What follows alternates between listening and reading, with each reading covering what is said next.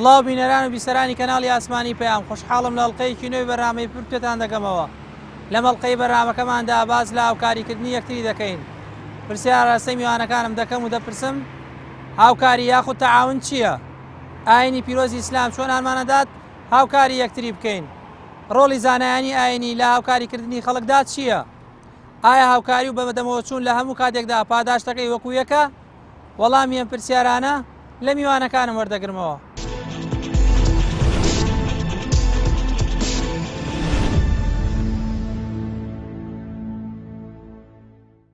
گومانکیانەیە دینی ئیسلام ئەو دینە کە کۆتا دینە، کە کۆتا یاسایە، خوای گەورە بۆ مرۆڤایەتی ناردوێتی و بۆ کۆتا پێغەمبەر عەلەیهی سەڵات وسەلام ناردوێتی. دینی ئیسلام دینێکە بە تێکڕا ئەگەر تەماشاکەی هەر لە بیدایەتەوە تا کۆتایی باسی هاوکاری ئەکات. ئەگەر تەماشاکەی لە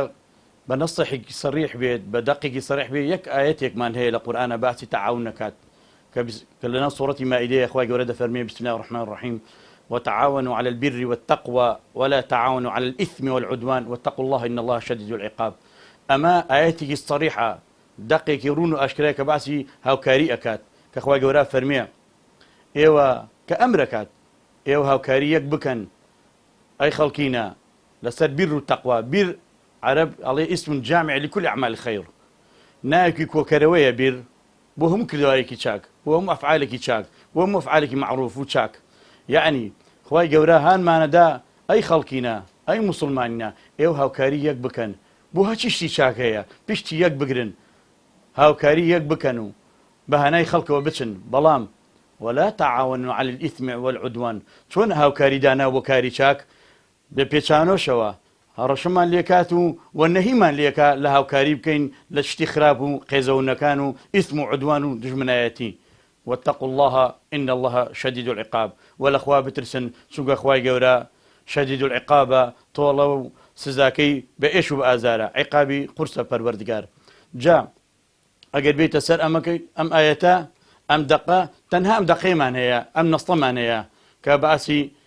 وتعاونوا على البر بأسي تعاونك بلان بروس يسيروكي بيغمرانك عليهم الصلاة والسلام. بون منا موسى صلاة والسلام إخوائي ليبيا ك ديت ناو شاروا يشا أخوي جورني كروت بيغمبر جنجا ودخل المدينة على حين غفلة من أهلها فوجد فيها رجلين يقتتلان هذا من شيعته وهذا من عدوه فاستغاثه الذي من شيعته على الذي من عدوه فوكزه موسى فقضى عليه. تماشاكي موسى ببي آقايا لنا خلقي آقايا لخلقي أهل مدينة مصر ديت ناو بازار لسدمي فرعون. طبعا فرعون حكمكات سيركا دون فرشركا يا خيك يان قرتوا بيكا هاتونا يكي كان كلا قومه زكي خويتي لبني إسرائيل هاواري بو أكات هاواري ليكا بناي بو أبات الله أي موسى ورا فريام كوا ورا هاو كريم كوا ما بعد تعاوننا كين ورا هاو كريم كوا ورا فريام كوا وآخر كام كوجن وآخر كلا نام ببن فرعون يكان أي مش أشيت شو كإنسان يجي بهيز وبتوانا بوا فوكزه موسى فقضى عليه. ما بس يونب لي دا بيكو جي بلان شو بتوانا بو بهيز بو بقوة بو ياك مشتاكولي لي دا تختي كدو كشتي. يا سبحان الله ما بس يوج نبو بلان أما بيغمبري خوايا هاتشاني هشتا نبو تا بيغمبر بلان خوايا جورا العلم يزالي خوايا زاني أغلي بيجاردو بو بيغمبراتي بيش أو يكبيتا بيغمبر دسي هاوكاري هبو بو خلق دسي تعاوني هبو دس دريجي كردو بو أوي كوا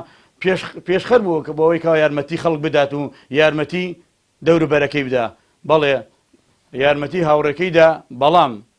بيك مشتكولي كشتي أو جا فرمي قال هذا من عمل الشيطان إنه عدو مضل مبين. بلى راستا من يارمتي كابرايان دا بلام أما كاري الشيطان بوايل يمكن كبمريت وبكوجريت بدا سيمن براسي شيطان هميشا قمرا كريك ودجمنك رونو أشكرايا بلام قرنق لوا ما مستا أويا كافرميتي قال ربي بما أنعمت علي فلن أكون ظهيرا للمجرمين. خواي أو هزو بازو الداود بيم أو قوة الداود بيم أو أنا بتوانا بم كبتوان بيك مشتكولي نفري بكوجم خواي وام لن يكيد أو تعاونيه وهاو كريم بو ججمنان بيه بو مجرمان بيه بو أني كوا حد إخوان لە حەد خۆیان دەرەچن و تەعاداکەن لە خەڵکی تەعاون و هاوکاریەکەم بۆ خەڵکی ئەوانە بێکەوە پێویستیان پێبێت یارمەتیان دەم. هاوکاری واتە بەدەمەوەچوونی مسلمانێک یان کەسێک ئەگەر کەسەکە مسلمان بیان غەیری مسلمان کە کاتێک کە پێویستی بە هاوکاریە، پێویستی بە دەستباریەکە، پێویستی بە یارمەتیەکە لە احتیاجێکی ڕۆژانەیە، تۆ ئەچی کارەکەی بۆ ئاسانەکەی زەحمەتەکەی لەسەر لا ئەدەی دەستباری ئەبی، ئەمە پێی ئەوتری هاوکاری، ئەمە پێی دەوتری هاوکاریکردن و تەعاون. ئەگەر تەماشا بکەن و بڕگەی دووەمی پرسیارەکەی جەنابەت ئایا ئیسلام چۆن هانمان ئەدا بۆ هاوکاریکردن، ئەگەر تەماشای مەزدەری سەرەکی بکەین کە قورئانەوە پاشان فەرمودەکانی پێغەمبەری خوا عەلەیهی سەڵات وەسەلام کە بە سەرچاوەی دووەم ئەژمێردرێ، تەماشا بکەین بە شێوەیەکی زۆر گەورە، بە شێوەیەکی زۆر جوان، بە بەهایەکی زۆر بەقیمەت باسی هاوکاری و تەعاون بۆ ئێمە ئەکا. تەبعاً لە پێشدا هاوکاریکردن یەکێکە لەو ئەخلاقە بەرزانەی، یەکێکە لەو ڕەوشتە بەرزانەی کە نیشانەی ئیمانی ئینسانە. ئینسانی ئیماندار پێغەمبەری خوا عەلەیهی سەڵات وەسەلام و فەرمودەکە دەچینە خزمەتی باسی ئەوەمان بۆ دەکات کە ئینسان کاتێک کە ئیمانەکەی تەواوە کە ڕوحی هاوکاری و تەعاون و بەدەمەوەچوونی هەبێ، ئەمە نیشانەی کەسێتی و دینداری ئینسان و نیشانەی شخصیەتێکی بەرزە بۆ ئینسان. بۆیە یەکێک لەو بەها جوانەکان،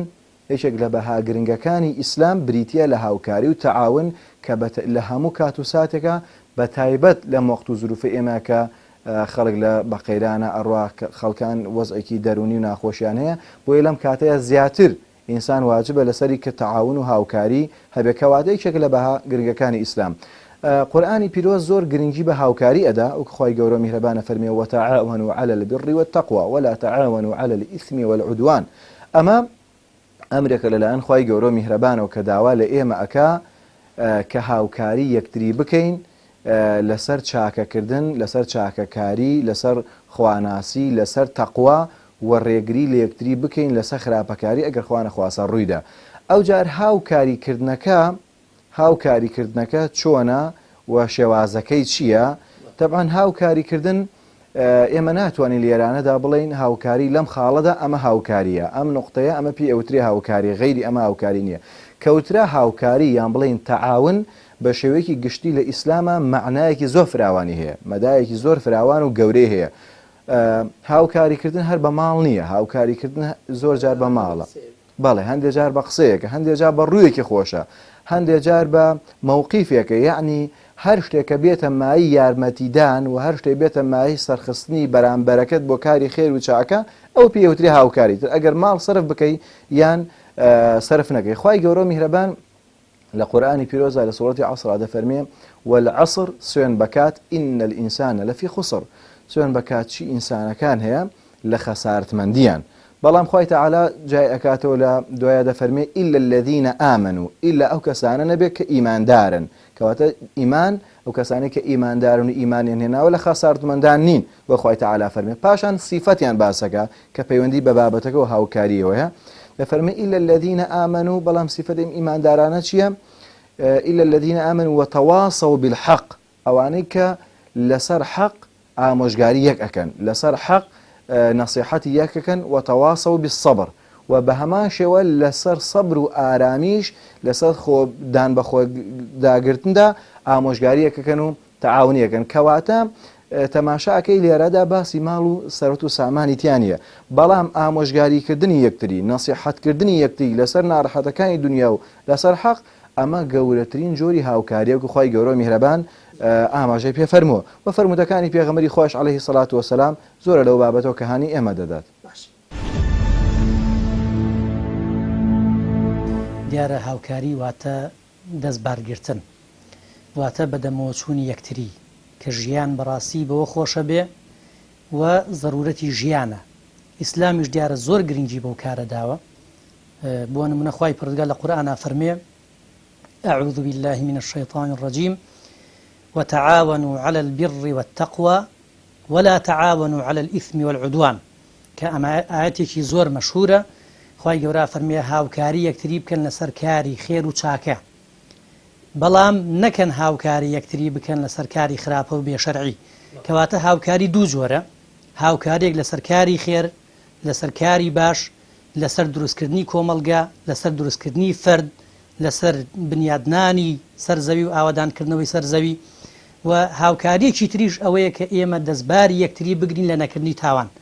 واتە دەستی خەڵک بگرین، دەستی کۆمەلگا بگرین، نێلین خەڵک خراپە بکە، نێلین خەڵک بەرەو تاوان و سەرپێچی خوای پەروەردگار بڕوا و نێلین وڵات کاول و وێران بێت. ئیسلام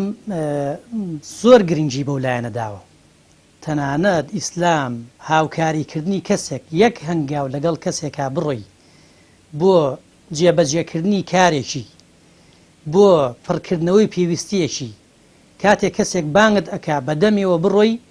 ئیسلام ئەفەرمێ یەک مانگ لە عیبادەتی مەسجید مەکەی مکەڕەمە، مەسجدی پێغەمبەری خوا عەلەیهی سڵات وسەلام، یەک مانگ عیبادەت لەوێ کە بزانە کە یعنی یەک نوێژێ بە 100,000 نوێژە لە یەک مانگ عیبادەت لەوێ گەورەترە، یەک هەنگاو لەگەڵ موسڵمانێکا بڕۆی. دواتر پێغەمبەری خوا عەلەیهی سڵات وسەلام لە فەرمودەیەکە ئەفەرمێ خەیر الناس ئەنفەعهم للناس، باشترین ئینسان، هەڵبژاردەترین ئینسان لای خوای پەروەردگار کەسێک کەوا خۆشیەک ئەخاتە دڵی موسڵمانێکەوە. ئەم خۆشیە واتە هاوکاری، واتە دەستبارگرتن، واتە بەدەمۆچوونی یەکتری و کار ئاسانیکردن بۆ یەکتری. خی گەورە لە قورئاندا فەرمێ وتعاونوا على البر والتقوى ولا تعاونوا على الإثم والعدوان. جا لێرە بڕ گشتگیرە، یعنی ئەفەرمێ هاوکاری یەکتر بکەن، پشتگیری لە یەکتری بکەن بۆ هەر کارێکە چاکە، قسەیەکە باشە، فعلێکە باشە، هەر کارێکە چاکە ئیسلام تەییدی دەکات و کە هاوکاریکەین. ئەگە بگەڕێنە بۆ ژیانی پێغەمبەر عەلەیهی سەڵات وەسەلام، لە ژیانی پێغەمبەراتی خوا دەفەرمێ کە بەشداریم کردو لە ڕێکەوتنامەی فضوڵە کە بۆ هاوکاریکردن و پشتیوانیکردنی مەزلومان بووە. ئەفەرمی ئێستا ئەگەر بانگم بکەن و یعنی دوای ئەوەی کە بوومە بە پێغەمبەر، تەمەن لە پێش پێغەمبەراتی ئەو ڕێکەوتنامەی کردووە،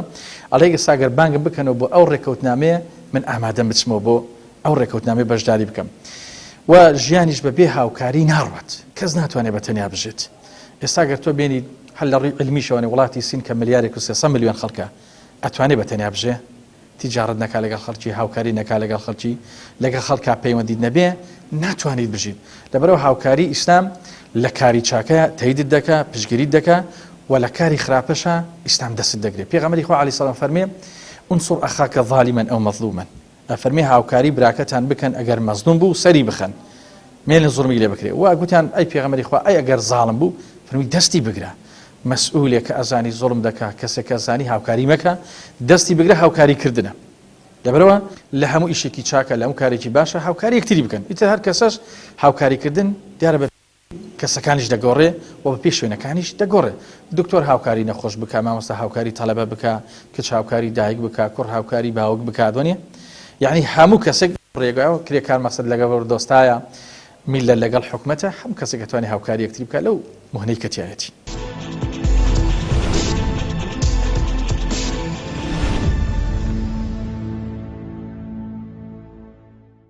بەڕاستی وەکوتم دینی ئیسلام ئەگە تەماشاکەی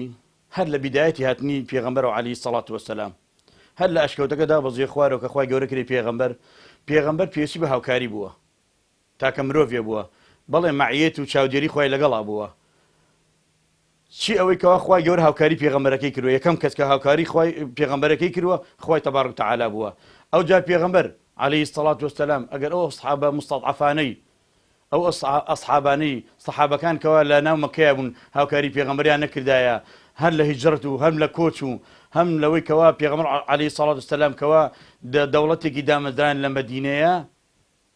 ئەساسێکی دامەزران، بناغەیەکی دامەزران لە مەدینەیە، هەمووی بە هاوکاری بوو. هاوکاری پێغەمبەر بۆ ئەسحابی بۆ پێغەمبەر عەلەیهی سەڵات وەسەلام. تەماشاکەی پێغەمبەر عەلەیهی سەڵات وەسەلام کە لە مەدینەیە بوو،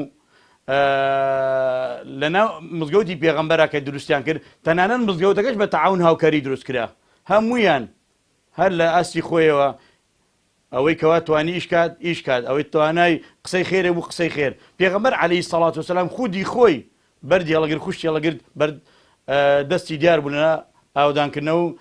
دروستکردنی مزگەوتەکەیە. هەموو ئەسحاب سەڵات وسەلامی خوا لە پێغەمبەر و لە سەحابەکانی بێ، هەمووی هاوکاریەکیان کرد کە توانیان ئەو مزگەوتە دروستکەن. مزگەوتی تەعاون بوو مزگەوتی پێغەمبەر عەلەیهی سەڵات وەسەلام بە تاکە نەفەر نەئەکرا تەماشاکەی ئەلە مزگەوتەیە ئەوانەی کەوا لە ئەهلی فەقیر مسلمانان کەوا هیجرەتیان کردبوو لە مەککە بۆ مەدینە شەوان لێ ئەمانەوە چونکە جێگای حەوانەوەیان هەر ئەوێ بوو و پێغەمبەر عەلەیهی سەڵات وەسەلام شەوان کە شەوی بەسەرا هات بەسەر مەدینەیە هات پێغەمبەر سەڵات وەسەلام تاکوتارە تەوزیعیان کرد لەسەر ماڵەکانە یەکێ لەوە کە خوای گەورە ناو سوورەتی حەشرە باسی ئەو جوامێری و قارەمانێتی و ئەوەی کەوا لە خۆی بوراوە تەنانەت خۆراکەی خۆی ماڵ ناڵشی داوتە یەکێ لەو ئەسحابانێکەوە فەقیرانێکەوە کۆچیان کردووە یەکێ لەوانە بووکەوە هاوسەیەک یەکێ لەو سەحابانە داچێت پێغەمبەر صلی الله علیه و سلم ئەیباتەوە بۆ ماڵەوە کەوا سەحابەی پێغەمبەر بۆ پێغەمبەر صلی الله علیه و سلم ئەنێرێت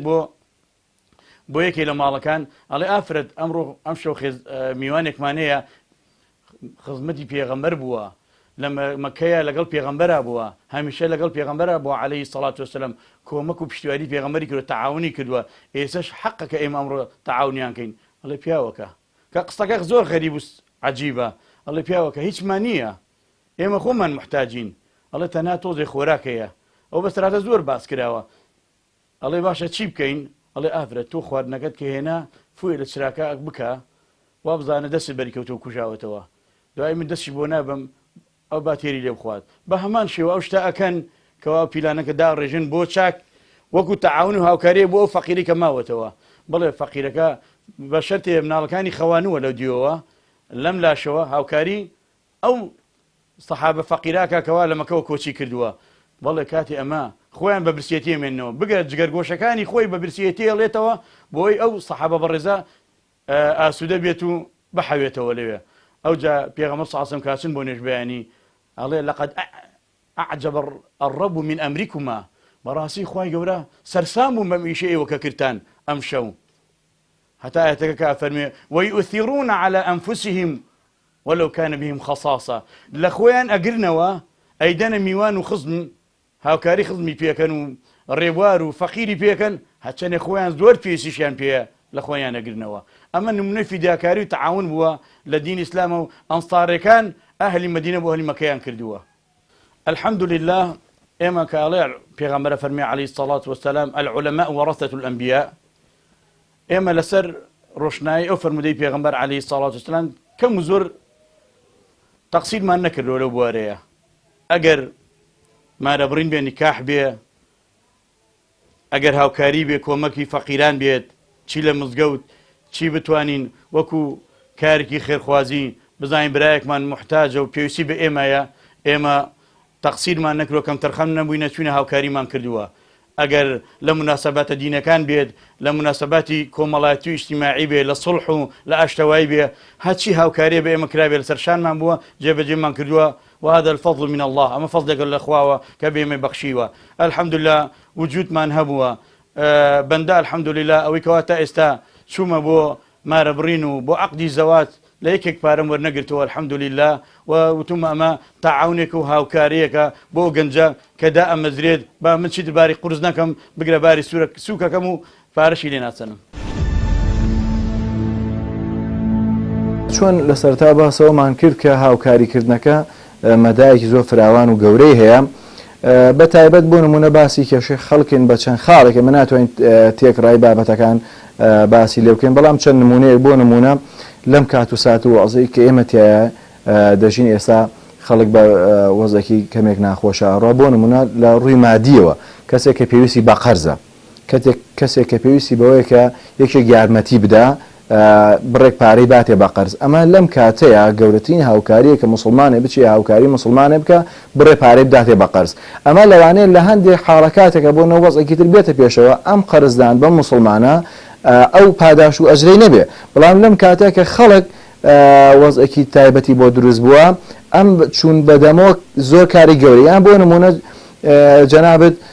سیارەت هەیە ئۆتۆمبیلێک هەیە دراوسەکەت نیەتی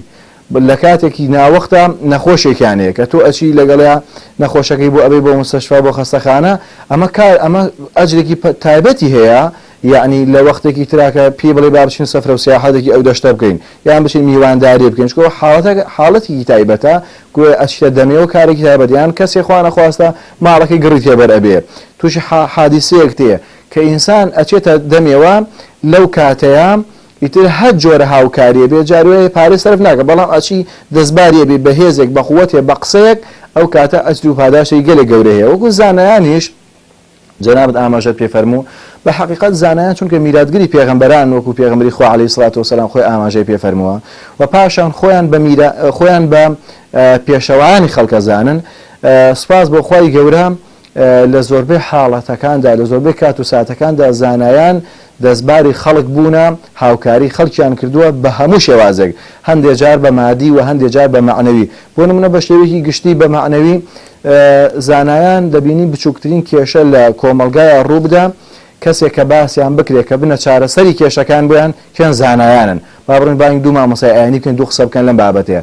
ئەمە وەکو کێشە و مەشاکلێکی ناخۆش ئەگەر تەماشاکی شتێکی خۆش ڕووبدا کە ئابرایەوێ کچێ بۆ کوڕەکەی بێنێ یان ژنێ بۆ خۆی بێنێ یەکسەر تەماشا دەکا کەسێک کە بانگی کا بۆی کارەکەی بۆ ئاسانکە بۆ ئافرەتەی بنێ بۆی ئیشێکی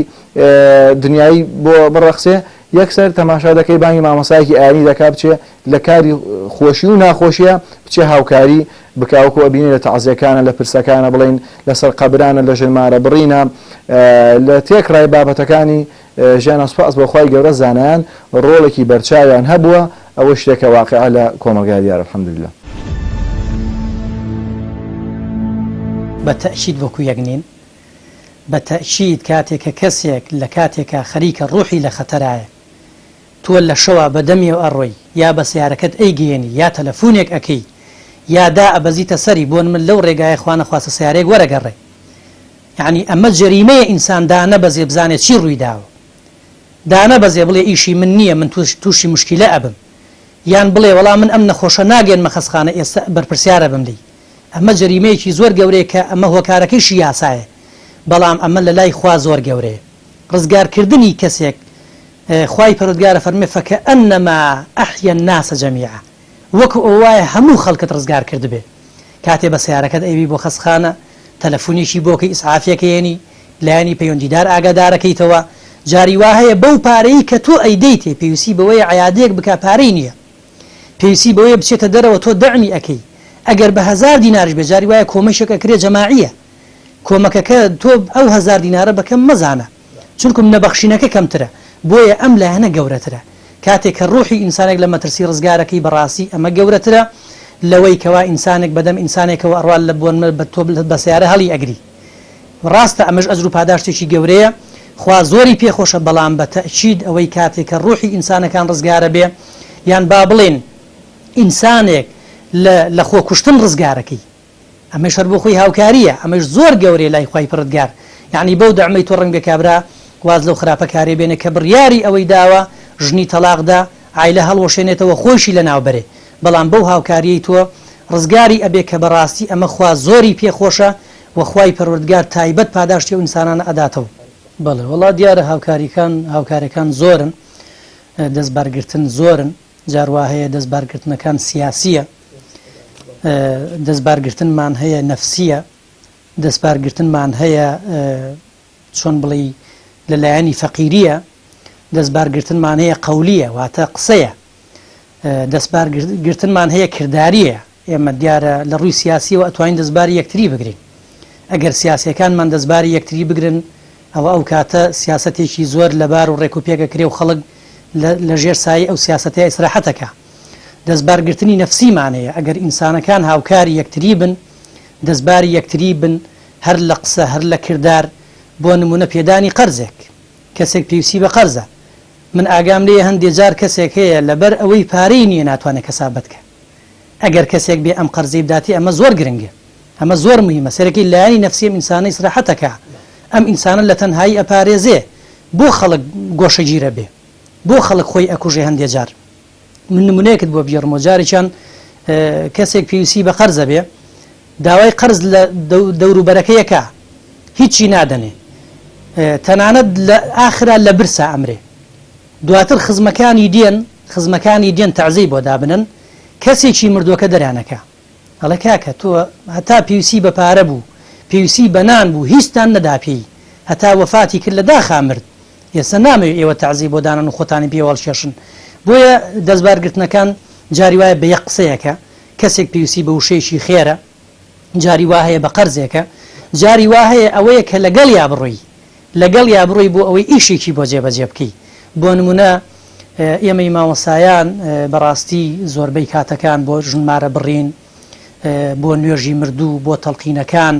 بۆ سڵحەکان کە ئەلحەمدوللا مامۆسایان بەبێ مقابل بەبێ تەماحێکی دنیایی چوونە بەدەم خەڵکەوە سپاس بۆ خوای پەروەردگار بە تایبەتی لەسەر مینبەرەکانە و بە قسەی خێر کە زۆر جار ئەلحەمدوللا لە 180 بۆ 90 ئەو نەسیحەت و ئامۆژگارانی مامۆسایان بە ئیعترافی خەڵکانێک کەوا چۆن بڵێ لە چوارچێوەی ئیسلامی شانین خۆیان اعتراف بەوە ئەکەن کە بەڕاستی مامۆسایان دەورێکی کاریگەریان هەبووە ئەمجا بەدەمەوە چوون بۆ ماری ژن بڕین یعنی سەیرەکەی ئەمڕۆ هەر چینێک لە چینەکانی تر بەبێ مقابل دەستبار ناگرێ بەڵام سەیرەکی مامۆسایان بە بەردەوامی لەو کارەیە دەسی باڵیان هەبوو وە قودوە بوونە لە ناو خەڵک خی گەورە پێغەمبەری خوا عەلەیهی الحەدیث فەرمی ئین للمەساجد ئەوتان هم أوتادها لهم جلساء من الملائكة فإن غابوا سألوا عنهم يعني أما بيد عليه حاوكاري كان شونه أفرمي أجر إنسان أهلي مزجوت ودين دار بو عليه ملائكة بشن تأجرت أجر ديار نبو برسياري دكيت أما حاوكاري فلان كس بو ديار نية جيركتا حاو بيشكتا حاو كاركتا حاو ركتا بو ديار نية أجر نخوش بو سرداني دكيت أجر ظلمي ليكرا بو حاوكاري دكيت أجر بيسي بشتك بو هاوکاری دەکەیت ئەگەر مەقسەد بۆ نمونە لێ قەوما بوو هاوکاری دەکەیت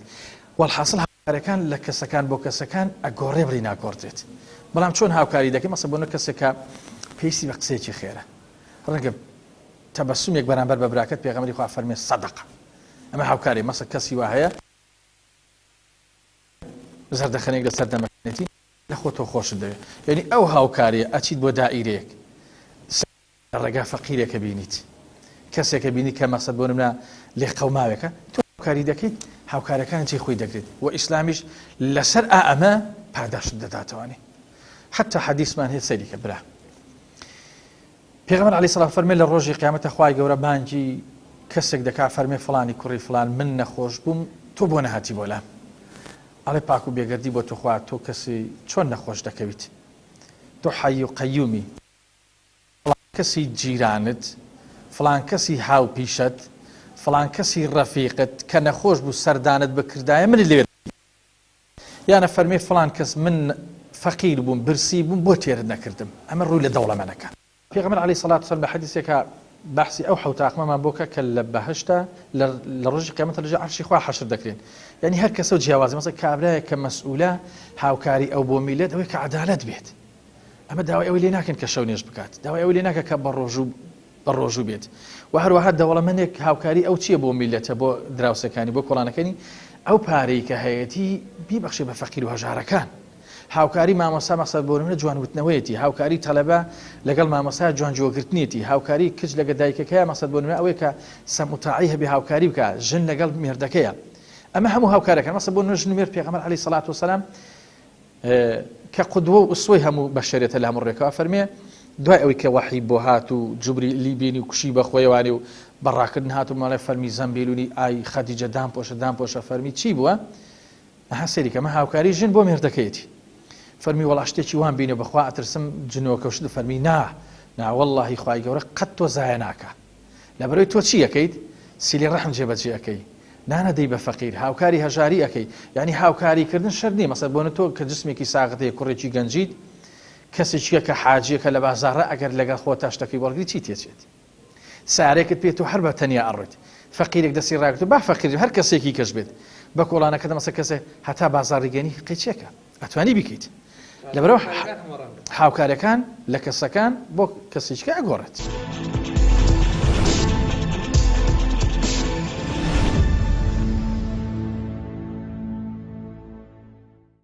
الحەمدولله پاداشت بۆ ئەو کەسانی کەوا هاوکاریکەوە نەبوون و نەدارا و محتاجەکەن لە دین ئیسلامە بەسە لە پێش ئەوەی کەوا بگاتە حزوری پەروەردگار قەبر و قیامەت کە جەنەتە بۆی لە دنیاشە پاداشتی بۆ هەیە. پێغەمبەر عەلەیهی سەڵات وەسەلام ئەگەر بێتە سەر بوارەکان باسیکەی پێغەمبەر ئەفەرمێ عەلەیهی سەڵات وەسەلام کە ئەفەرمێ ئونصر ئەخاکە ظالیمەن ئەو مەظلومە، ئەمە نمونەیەکە هێنمەوە، تۆ براکەت پشتیوانی بە و پشتی بگرە ئەگەر مەظلوم بوو ئەگەر ظالم بێت، ئەگەر ستەم لێکرا بێت و ئەگەر سەمکاریش بێت. وتیان یا رسول الله هذا إذا كان مظلوما ننصره فكيف إذا كان ظالما؟ وتیان یا رسول الله ئێمە زانیمان ئەمە ئەگەر ستەم لێکرا بێ پشتی ئەگرین و پشتیوانی ئەبین و هەر وەک چۆن موسى عەلەیهی سەڵات وەسەلام بووە پشتیوان بۆ کابرای بەنی ئیسرائیلی.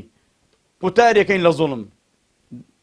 ڕزگارێکین لە ستم کە بەرامبەری ئەکرێ. ئەی باشە فكيف ننصره وهو ظالما؟ ئەی ئەگەر ظالم بێت چۆن سەمکار بێت چۆن ئێمە سەری بخوێنین سەری بکەوێنین پشتی بگرین؟ قال تمنعه من الظلم، ڕێی لێ ئەگری لە زوڵم و لە ستەم ئەوە هاوکاری تۆیە بۆ ئەو، پشتیوانی تۆیە بۆ ئەو. لە شوێنێ ترا فەرمێت تأخذ فوق يده، بان دەست یەگری نێ لێ زوڵم کات، ئەوە هاوکاری تۆیە بۆ ئەو. چۆن هاوکاری نەبێ کە کابرایە ظالم بێ بچێتە ناو دۆزەخەوە، تۆ زوڵمەکەی لێ مەنعەکەی نێڵی بێتە ظالم بچێتە ناو دۆزەخەوە؟ ئەوە گەورەترین هاوکاری نییە تۆ ئەیکەیت، گەورەترین تەعاون نییە ئەیکەیت. فذلك نصرك إياه، ئەوە سەرکەوتنی تۆیە بۆ ئەو، ئەوە پشگیری تۆیە بۆ ئەو کابرایی کە ئەیکەیت. لە بوارەکانی ترە زۆرە پێغەمبەر عەلەیهی سەڵات وەسەلام فەرمێ خەیر الناس من نفع الناس، چاکترین کەس ئەو کەسێک کە سوودی بۆ خەڵکی هەبێت. وتا پێغەمبەر عەلەیهی سەڵات وەسەلام دەفەرمێ أحب الناس إلى الله أنفعهم للناس، چاکترین کەس خۆشەویستترین کەس لە لای خوا ئەو کەسەیەکەوە سوودی بۆ خەڵکە بێت، سوودێکی لە هەموو کەس زیاتر سوودیە بێ بۆ خەڵک. وأحب الأعمال إلى الله عز وجل سرور يدخله في على قلب مسلم، و چاکترین خۆشەویستین کردەوە لای پەروەردگار ئەو کردەوەی شیرینیەک و خۆشیەک فەرەحەیەک بکەیتە دڵی مسلمانێکەوە. پێغەمبەر عەلەیهی سەڵات وەسەلام فەرمێ ئەلەم مزگەوتی منە ئیعتیکاف و مانەوە و خەڵوەت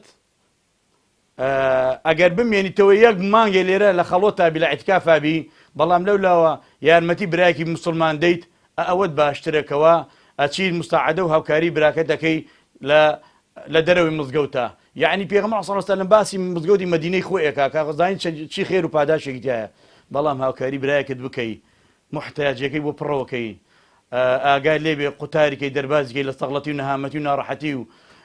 کۆمەک و پشتیوانی بکەی. لەو عیبادەتە و خەڵوەتە باشترەکە لە مزگەوتەکانی پێغەمبەر، لە مزگەوتی پێغەمبەرە کە یەک مانگ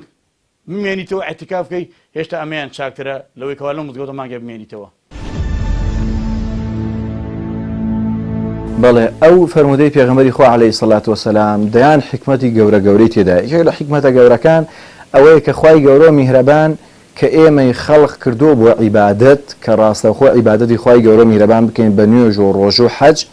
ئەم عیبادەتانە ئەبێ لە کردەوەکانی معاملەی دنیامانە ڕنگ بداتەوە لە هاوکاریکردنی یەکترمانە، کە جەنابەت پێویست بە هاوکارێکە من تێم هاوکارێکەکەم بۆ خۆی عیبادەتێکە، ئەمە بۆ خۆی عیبادەتێک کە ئەو نوێژەی کە لە مزگەوتی پێغەمبەری خوا ئەکرێ عەلەیهی سەڵات وەسەلام، یان ئەو نوێژەی کە لە مزگەوتی خۆمانە ئەکرێ، لە ماڵ ئەکرێ، لە هەر جێگایەک ئەکرێ، ئەبێ ئەو نوێژە فێری ئێمە بکات کە بچین ئاوا هاوکاری یەکتری بکەین. وەخوای تەعالە ئێمەی خەڵق کردووە لەم سەر زەمینە بۆ ئەم دنیای ئاوادانکەن و نیعماری ئەم سەرزەویە بکەین بەچیە بە هاوکاریکردن ئاوادان ئەبێتەوە کە ئێمە مسلمان هاوکاری یەکتری ئەکەین. دوایەوە ئیمانی ئینسان کاتێک کە نوێژ و عیبادەت پێوە بڵین پابەندە پێ و لازم و مەلزومیەکە، ئیمانی ئینسان ئەم ئیمانە تەواو نابێ. پێغەمبەری خوا عەلەیهی سەڵات وەسەلام فەرمی هەتا ئێوە هاوکاری یەکتری نەکەن، ئینسان هەتا ئێوارە لە هەموو ساڵە بچێ بۆ حەج، عەمرە بکە، هەرچ بابەتێکی تر لە عیبادەت نوێژ و ڕۆژوو بکە، بەڵام هاوکاری مسلمانان نەکە، بۆ بەدەمی ئیماندارانەوە نەیە و لە کاتی پێویستیە بەتایبەت وەکو کاتی ئەمڕۆیە، والله نیشانەی ئەوەیە کە ئیمانی کامڵ نییە. پێغەمبەری خوا عەلەیهی سەڵات وەسەلام فەرمێ والله لا يؤمن والله لا يؤمن والله لا يؤمن. سێ جار پێغەمبەری خوا عەلەیهی سەڵات وەسەلام سوێن نەخوات. دیارە پێغەمبەری خوا عەلەیهی سەڵات وەسەلام شتێ ئەگە زۆر گرنگ نەبێ سوێنی لەسەر نەخواردووە،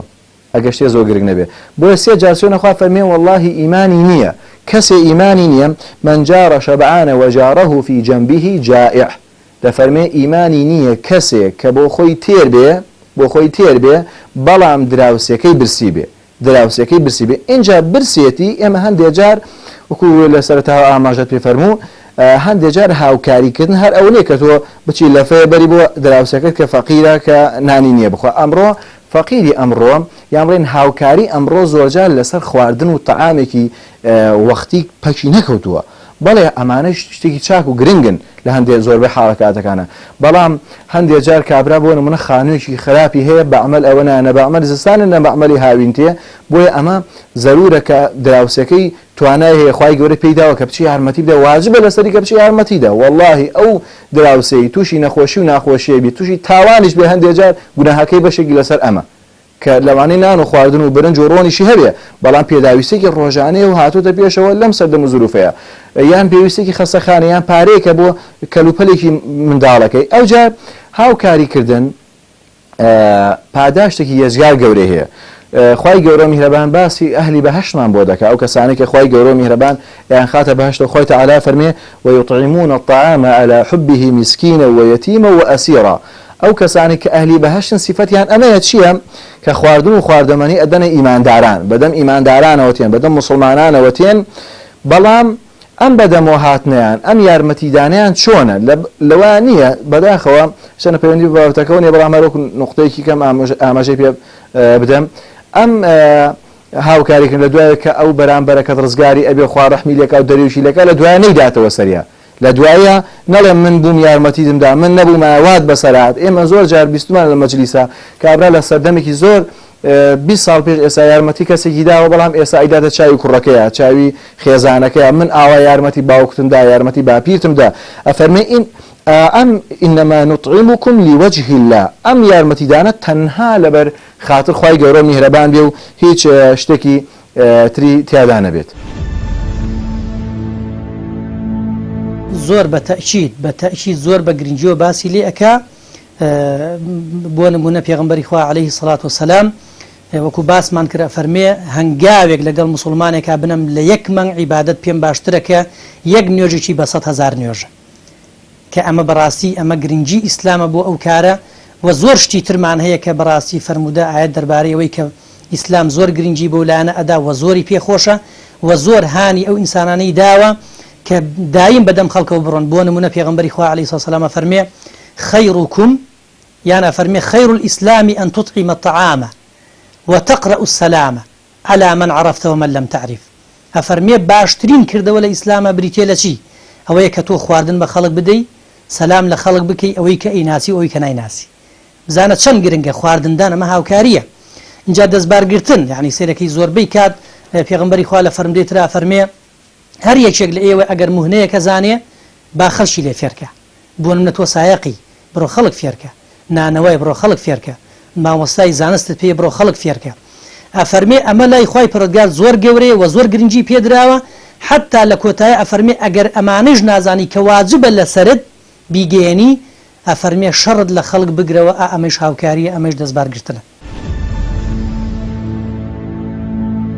بێگومان نەخێر پێغەمبەری خوا فەرمێ المؤمن الذي يخالط الناس ويصبر على آذاهم ئەفەرمێ ئەو مسلمانەی کە ئەچێتە ناو خەڵکەوە عادەتەن تێکەڵبوون لەگەڵ خەڵکی تووشی ئازارە بیت یعنی خێری گەلێ چاکترە لە مسلمانێک کە دەستی بە کڵاوکەی خۆی گرتۆرە حەقم نییە بەسەر کێشەی خەڵکەوە نا چونکە مسلمانێک کە هاوکاری خەڵک دەکا و کە تێکەڵی ناو خەڵک دەبێ و لەسەر ئەمە عادەتەن قسەت ئەشکێندرێ ڕەنگە قسە بە ڕوو تا بدرێتەوانێ ئەمانە هەمووی ئەتر و سەوابی خۆیە سەری کە هاوکارەکان لە ڕۆژی قیامەتا گوتمان خوای گەورە فەرمێ ئەگەر هاوکاری ئەوت کردا ئێستا من ڕزگارت دەبوو لێرە حتا دەفەرمێ لە ژیانی پیا و ساڵحانە فەرمێ پیاوێکی فەقیر و هەژار چۆر بوو فەقیر بوو دستان بوو ئەمە زۆر زەحمەتە ئیسان فەقیری بێ و چۆر بێ و دستانیش بێ دیارە سەرما و برسێتی زۆری بۆدان فەرمێ کابرایەک بردیەوە بۆ ماڵی خۆیان دانێکی حەکە زایدا پێ وە جلوبەرگێکە زیادە بوو دای پێ ئەفەرمێم کابرای صاحب ماڵەشە و خەوی لێ ئەکەی لە خەوی خوای گەورە فەرمێ عەبدەکەم ئەگەر فڵان جلت بدایە بە ئەم پیاوە کە هەت بوو ئەتوانی بیدەی و ئەگەر تۆزێکی کە هەنگاوت بۆ هەڵبناوس بتبردا بێ و خواردنی خۆشتر بدایە کە هەت بوو ئەتوانی بیکەی والله ئێستا تۆ پلەپای لە شوێنێکیکە دەبوو وە لە سەری لە ژیانی پیا و ساڵحانە هاتووە فەرمێ ژن و پیاوێک کچ و دایکێکە لیان ئەقەمی ڕۆکەنە مەملەکەتێک ئەڵێ ئەسنە ماڵی مسلمانێک ئەڵێ لێمان قەوما و بمان بەرەوانێ و ئێمە فەقیرنەیش ئەڵێ لە قسانەمان زۆر بۆ کراوە ئەڵێ ژنەکەش ئەگەڕێ ئەڵێ بەشم پیا باشێکە بەڵێن وڵای ئەو کابرایە کە مەسیحیە زۆر کەسێکی چاکە ئەڵێ ئەکە ئاتی ئەڕاتە مەسیحەکە ئەی باتەوە بە ماری خۆی نانی ئەداتی ئەڵێ تۆ خوشکی منی کچەکەت خوشکە زامە وەکو براسەیری من هەرچیتان پێویست بوو لە قاپ و لە قاچاق بۆیان دابین دەکات ئەڵێ شەو ئەم کابرای مسلمانە خەوی لێکە و ئەم کابرای مەسیحەش خەوی لێکێ هەرچیان کە خەویان لێکەون لە ڕۆژی قیامەتە ئەبینن کە قەسرێکی زۆر خۆشەیە هەردووچیان تەمەنای ئەو قەسرە ئەکەن کابرای مەسیحی ئەی محەممەد ئەوە بۆچی ئەڵێ بۆ ئەو کەسە کە ئومەتی من بێت خوا ئەمەی پێ ئەبەخشێ هاوکاری فەقیرکە کابرای فەقیرەکەش مسلمانەکەش هاوکاری نەکردووە هەمان پرسیار لە پێغەمبەری خوا کە پێغەمبەر عەلەیهی سەلام فەرمێت تۆ ئەگەر هاوکاری ئەو کچ و دایکت بکردایە ئێستا ئەو قەسرە بۆ تۆ بوو ئەڵێ کابرا کە خەبەری بێتە خۆی گەنتە لای کابرای مەسیحی کاکە بە هەر چەندێک بێ ئەو کچ و دایکەم پێ بفرۆشەوانە ئەڵێ ئەو خەوەی کە تۆ بینیت منیش ئەم شەو بینیمە خێری ئەم شەوەکەم بۆ خۆم بردەوە من ئێستا لەسەر دینی محەممەدم یعنی هاوکاری کەسێکە لەی قەوماوە کەسێک کە فەقیرە ئەجر و سەوابی گەلێک زۆرە جاری وایە هاوکاری و سەدەقە ڕەنگە بڵێن واجیبیش بێت کەسێک مەسە تۆ ئێستا کاتی زەکات نیوە نییە ێ باش هارەکە ئینسان مسلمان زەکات دەرکا یعنی ئیلا کە زەکات نەبوو خەڵک نابێت سەدەقە بکات دەیخوای گەورە فەرمێت لە ڕۆژی قیامەتە ئەو کەسانی کە لەژێر عەرشی منان چێن هیچیان ئەو کەسەیە کە بەدەستی ڕاست و چەپ ئەبەخشێ ئەو کێکی پێ نازارێت کابوو هاوکاریکردن ئینسان ئەتوانێت بیکە و ئەجر و سەوابی چاچیە و خوای گەورە بۆی هەیە لەسەر ئەمە بتکاتە بەهەشتەوانێ حتا ئەڵێ کابرا کولێرێکی بەخشی و خوای گەورە خسوێتە بەهەشتەوانێ ئافرەتێک کە فاحیشە بۆ سەرجێکی تێر ئاو کردە خوای گەورە خسوێتە بەهەشتەوە هاوکاریەکان ئەجر و سەوابی گەلێک زۆرە بەڵام بەپێی مستەوا و بەپێی بەخشین و بەپێی نیەتی کەسەکە کە ئەیبەخشێت